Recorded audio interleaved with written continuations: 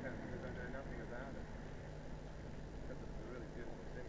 Going into that side, to the side tan, and you know, it feels disgusting having it from Australia. It's so white and everyone here sort of. Yeah. Where is actually the palace? I've been trying to work that out. Yeah. You go around. Is it here that building that's got that big spire with the three? No, that's the town. Oh. You'd like to have that in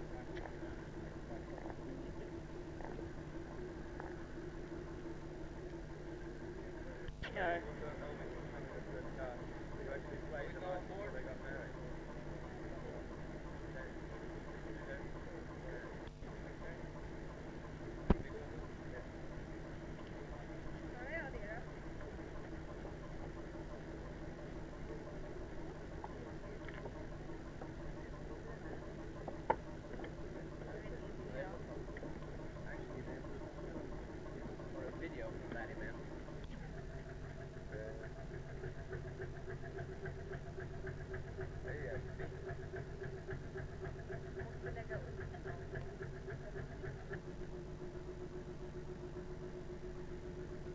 Things have gone crazy since you were there.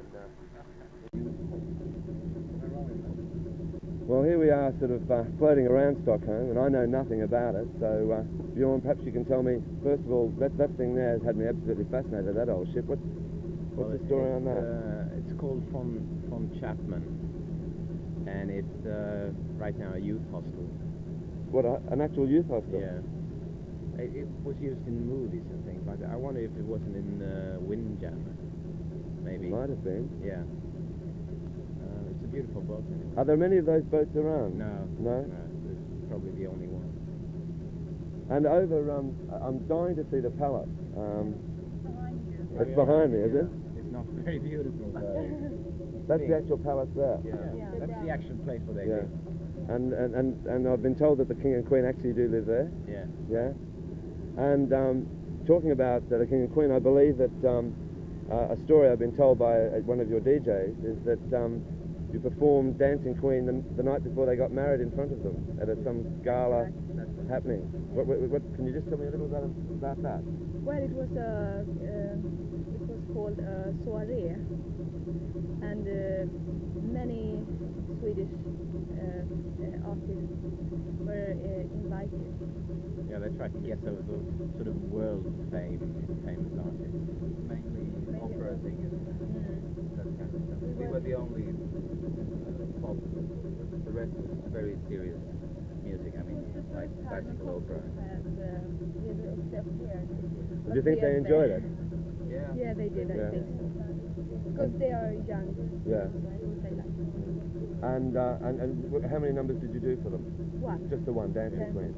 And he was also saying that you had to get dressed up, you wore big wigs and things like that in the old tradition. That's right.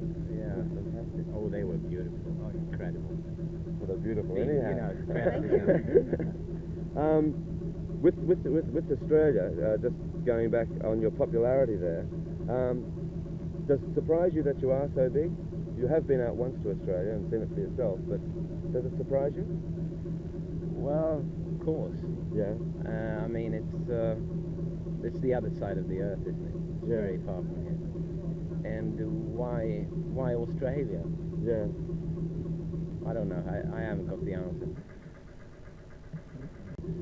When you first won the Eurovision Song Contest with Waterloo, and knowing the sort of the history and the background of European artists cracking it into the world charts in any big way, like, I mean, it'd be lucky if a European artist could sort of, you know, sustain something for say 6 months. They may have a freak number one.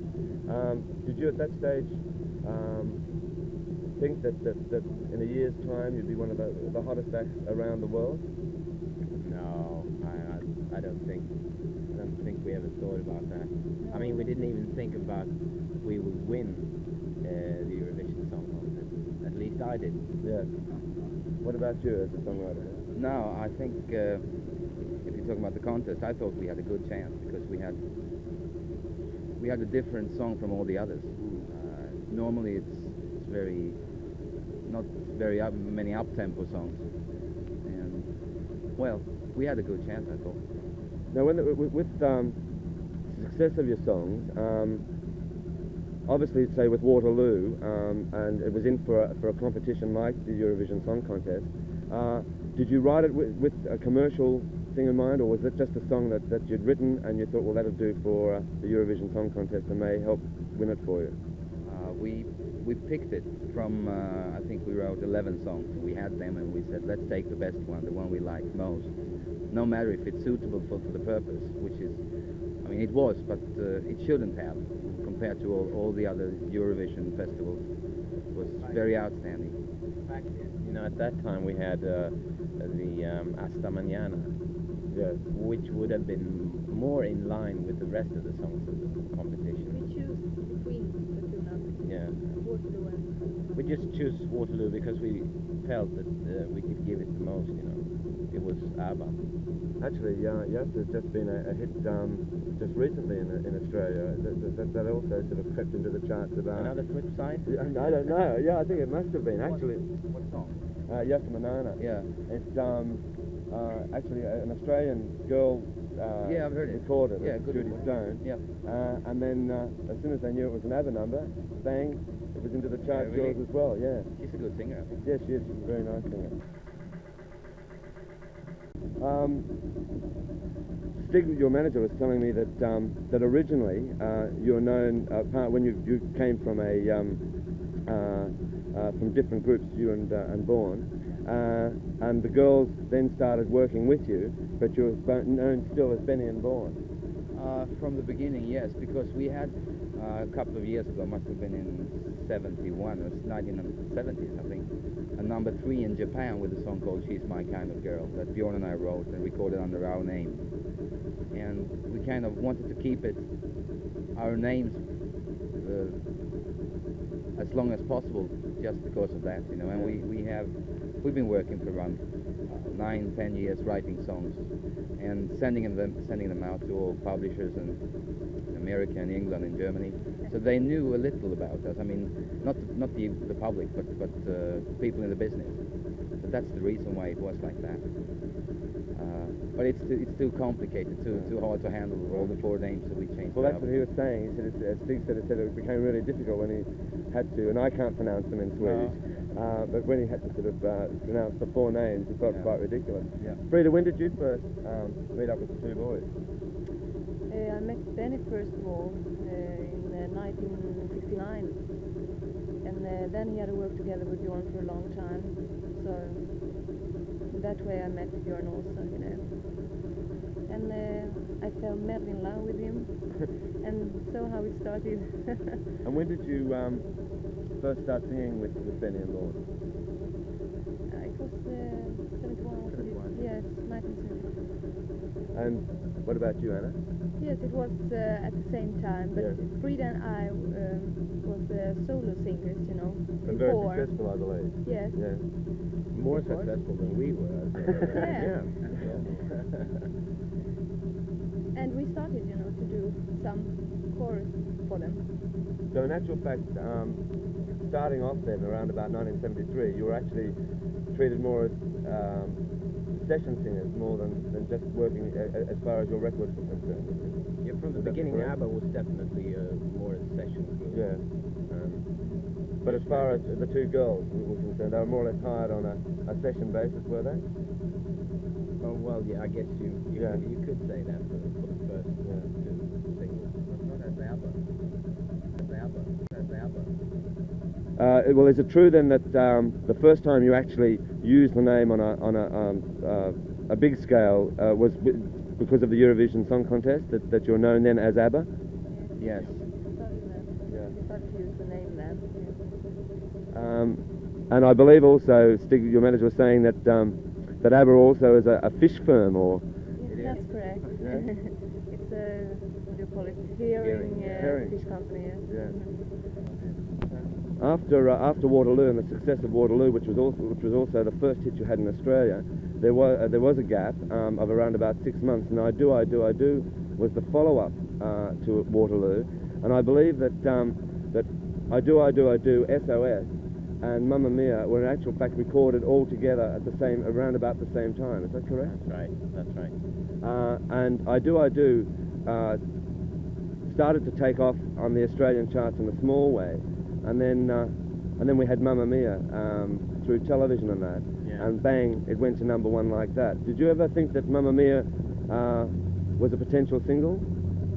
Oh, well, I don't I think, honestly, I didn't believe in that song. No? No. Well, I know that all four of us thought that I Do was the strongest number on the album, but I think Benny thought Mamma Mia was pretty good. What did you think of Mamma Mia? I like it very much, yes. But it's always, if you don't have a distance to what you've been doing, I mean, like we're working now with a new album. Yeah, right. We got something like 8, 9 numbers. It's very hard to kind of tell what they are like before you've finished. Well, were you surprised then that Mamma Mia went to #1 in Australia in such a short time like that, after it had been released as a single? No, not really surprised, No? I think, because we always thought it was a good number. Pleased? Yeah. Very pleased, yeah. And then I Do was the next hit, and then it started to really roll. You'd been to Australia by this stage for that promotional visit, and then I Do took off. I can't keep up with all of this because there's so many after this. And then there was SOS, and you had a lot of people sort of, DJs sort of thinking, well, when is it going to end? They must run out of songs soon. And probably the most incredible thing was that they're all in the one batch of songs. Well, we've gone through the string of hits, which is an amazing amount of hits, and we've finally come to the one that's the current seller in Australia at the moment and all across the world, which is Dancing Queen. Can you just tell us a little about how you actually wrote Dancing Queen and what it is about? Well, it's about it's a girl, ordinary girl, and she only lives actually when she's in the disco dancing. There is one funny thing about it. I can tell you, I think it's the first song we wrote when Bjorn played electric guitar while we were writing, because he normally uses acoustic. Yeah. And I think that's one of the reasons why it came up, because it's a different sound when you sit down with only a piano and the guitar. Nothing really happens. You have to think in your head about drums and bass and all that, and the electric guitar makes a lot of the feel from the beginning. Works really well. What about Money, Money, Money? Was that written with an electric guitar as well? No. That's really got a push behind it. No, that's more a piano number, I think. And do you like it? I know one should never ask artists what is their favourite song. But Just now, you mean? yeah, well, forever. But is Dancing Queen one of your favourites? No, actually not. It's a new one called That's Me. That's Me. Will come in our next album. Oh, it's the flip side. Yeah, it's Dancing Queen. Yes, it is. Yeah. Oh no, is it? Don't Well, you there's like two it? hits. Oh no, I'm not saying that. I was just thinking of flip sides, Sure to be a double A. And Frida, what's your favourite song? Oh, I like Dancing Queen very much. I had the same feeling as Anna told you about before. Yeah. When you freeze on a song. That's how I felt for Dancing Queen. But I like, I think the best one now is Money, Money, Money. Yeah. What about Fernando? Oh, yes. All right. It's a very good tune. Yeah. Actually, a very good melody. Yeah. I think so, at She's least. very good. Yes, she's No, but very I good. like the songs. Honestly, I do. And I have to ask you this. Apparently, the promotional film clip of Fernando is not done on a beach somewhere. No, it's inside the studio. Wow. Yeah. And the stars are big. Two big stars.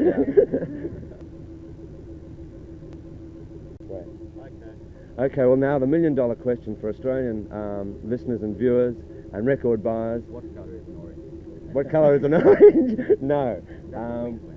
Yeah, that's for Queensland, all right. For New South Wales, Victoria and the rest, and Queensland, are you going to come back to Australia? And are you going to tour? And can we see you live in concert? Yes. Saying any more than that? Frida? Yes, hopefully we are coming back in March. In March? Yes, yeah. and doing a tour. We had vague plans about going there in November for a tour. Yeah. But we had to postpone that because we didn't find the time. Yeah. But now we really want to come in March. Fantastic. So we'll probably see you open in an open-air concert venue. Hopefully, yeah. Well, I suggest you start booking. I don't know. I won't even say how to get your tickets because I think there could be massacre on the streets. Okay.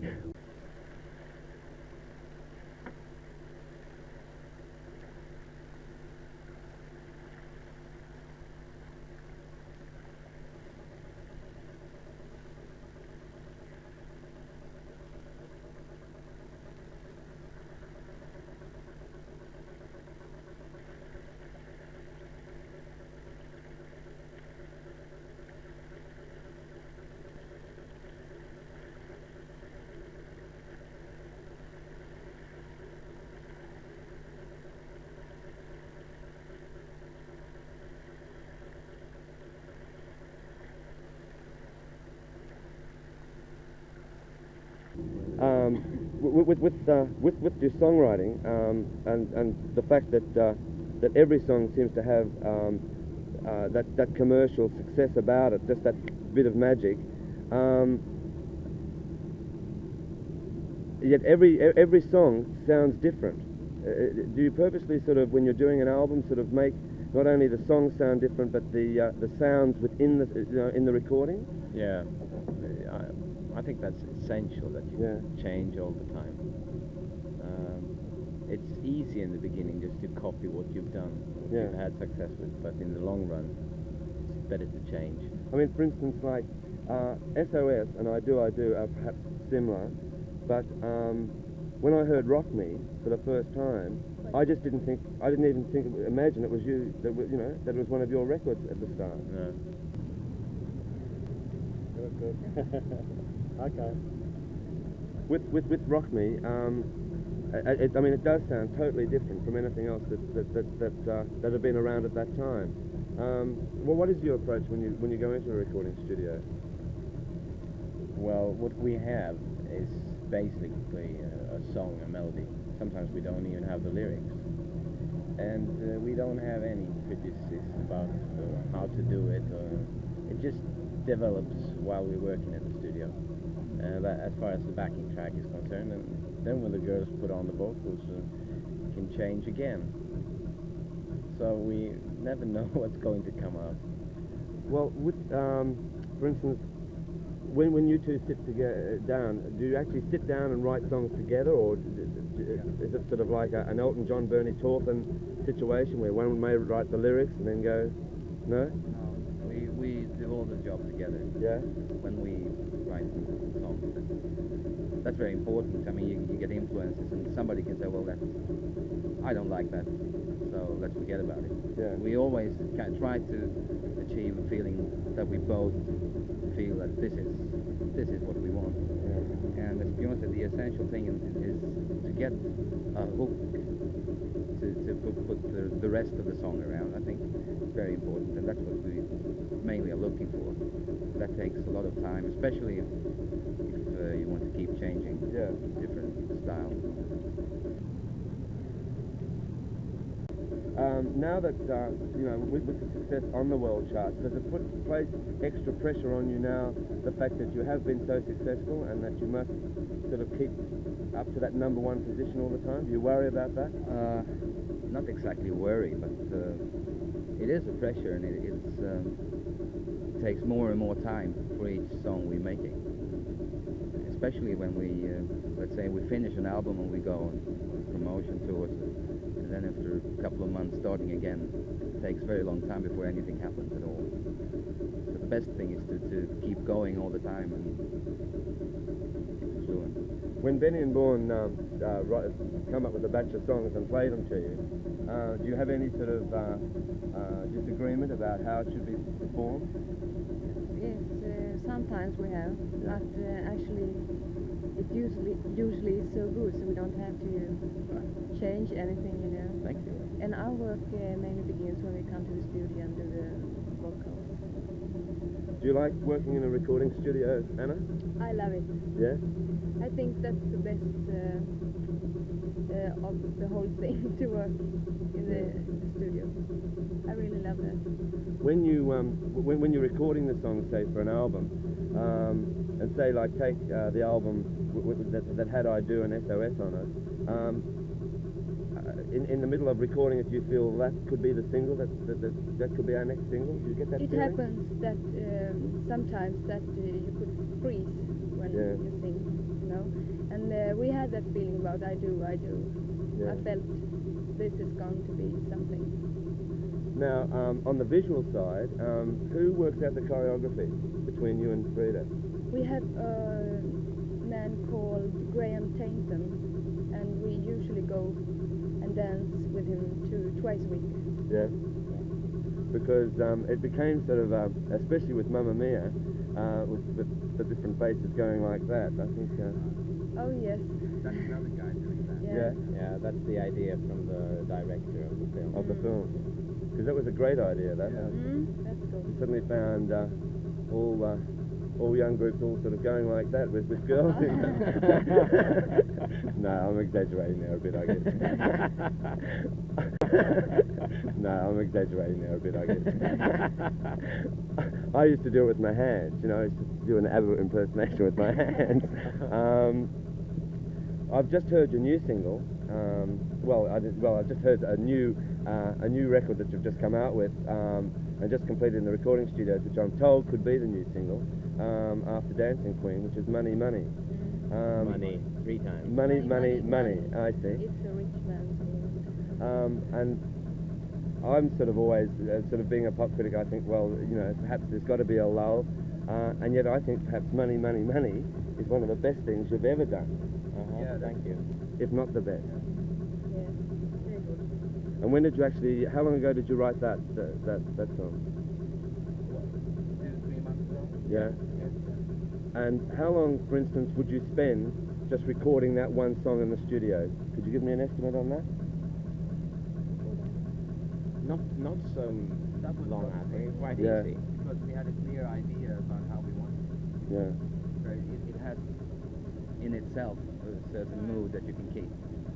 What about Fernando? Did that take long? That's a very long time. We made, I think, at least 2 different backing tracks before we did this one. And lots of overdubbing and all that. Have there been many songs that you've recorded that have been scrubbed, for instance, that we may never ever hear? Yeah. Yeah. Some of them. Oh. The worst of Abba. We released that one when we... Yeah.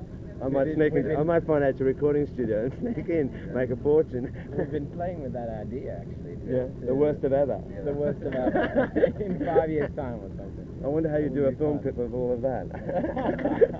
We'll have to do a very bad A reverse. film clip.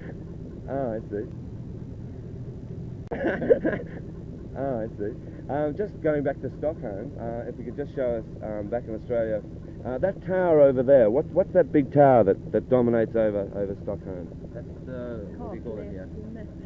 The what? Cookie Nose Tower. Cookie Nose Tower. And what does it actually? I mean, what is it there for? It's a restaurant. It's a and, restaurant on the top.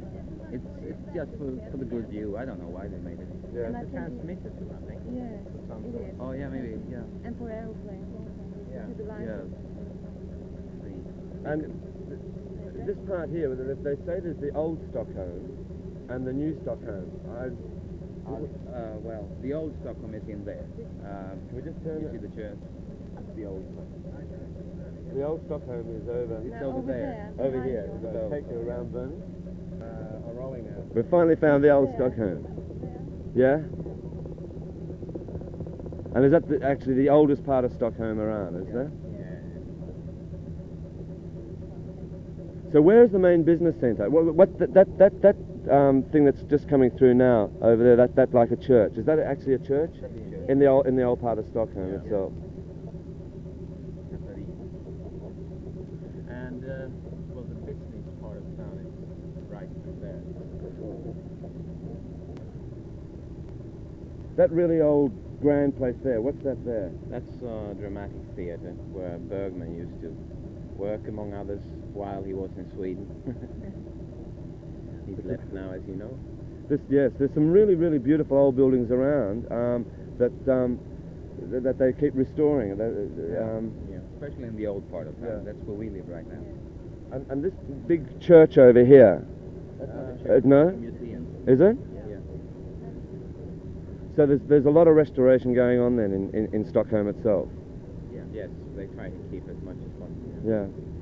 They've done the mistakes before to just tear it down and build up new buildings, but I think they're trying to restore now.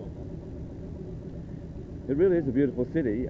Have you all lived here for you actually haven't all lived here for most of your lives? No. I have. Yeah. Yeah, I've worked in Stockholm. I moved in 7 years ago, about. Yeah, And you, Anna? I have lived here for 10 years. For 10 years. Yeah. yeah, roughly the same for me. Yeah. And I guess you wouldn't swap it for anywhere else? I don't think so, no. I tell you what, I'd like to come and live here actually. It is really a beautiful city. Oh, thanks. I'd have to try to find perhaps if I find the worst of Abba taste, I might be able to come and live here.